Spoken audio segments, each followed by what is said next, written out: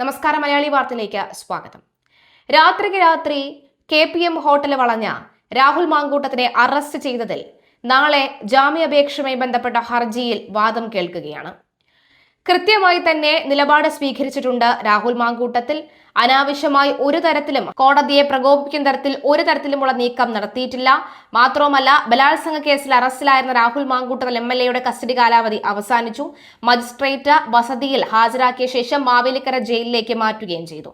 ജയിലിന് മുന്നിൽ യുവമോർച്ച പ്രവർത്തകർ പ്രതിഷേധിക്കുകയും മുട്ടയെറിയുകയും ചെയ്തു. പിന്നാലെ പ്രവർത്തകരെ പോലീസ് അറസ്റ്റ് ചെയ്താണ് നീക്കിയത്. രാഹുലിനെ ആക്കണമെന്ന ആവശ്യവും നടക്കുകയാണ്. അതേസമയം നാളെ രാഹുൽ മാങ്കൂട്ടത്തിന് ജാമ്യം ലഭിക്കും എന്നൊരു രീതിയിലുള്ള ചർച്ചകൾ സമൂഹ മാധ്യമങ്ങളിൽ സജീവമാണ്. രാഹുൽ മാങ്കൂട്ടത്തിനെതിരെ ഒരു തരത്തിലുമുള്ള റിപ്പോർട്ടുകളും ലഭിച്ചിട്ടില്ല, തെളിവുകളും ലഭിച്ചിട്ടില്ല. രാഹുൽ മാങ്കൂട്ടത്തിൽ അഥവാ അവശേഷിക്കുന്നത് ഒരൊറ്റ തെളിവ് മാത്രമാണ്. അതായത് ഈ പറയുന്ന ചില ചാറ്റുകൾ മാത്രമാണ് അവശേഷിക്കുന്നത്. ആ ചാറ്റുകൾ ഉണ്ടെങ്കിൽ പോലും അതിനെ തകിടം മറിക്കുന്ന തരത്തിലുള്ള ചാറ്റുകളാണ് ഞാൻ പുറത്തുവിട്ടിട്ടുള്ളത്. യഥാർത്ഥ നൻപൻ നീയാണ്, യഥാർത്ഥ സുഹൃത്ത് നീയാണ് എന്നൊക്കെ തന്നെ സമൂഹ മാധ്യമങ്ങളിൽ വലിയ രീതിയിലുള്ള പോസ്റ്ററുകളൊക്കെ തന്നെ ചർച്ചയാകുന്നുണ്ട്. ബലാത്സംഗ കേസിൽ അറസ്റ്റിലായ രാഹുൽ മാങ്കൂട്ടത്തിൽ MLA അയോഗ്യനാക്കണമെന്നാവശ്യപ്പെട്ട് കഴിഞ്ഞ ദിവസം സ്പീക്കർക്ക് പരാതി ലഭിച്ചിരുന്നു. DK മുരളി MLA ആണ് പരാതി നൽകിയത്. നിരന്തരം ക്രിമിനൽ കേസിൽ പ്രതിയായതിനാൽ സഭാ ചട്ടപ്രകാരം അയോഗ്യനാക്കണമെന്നാണ് പരാതി.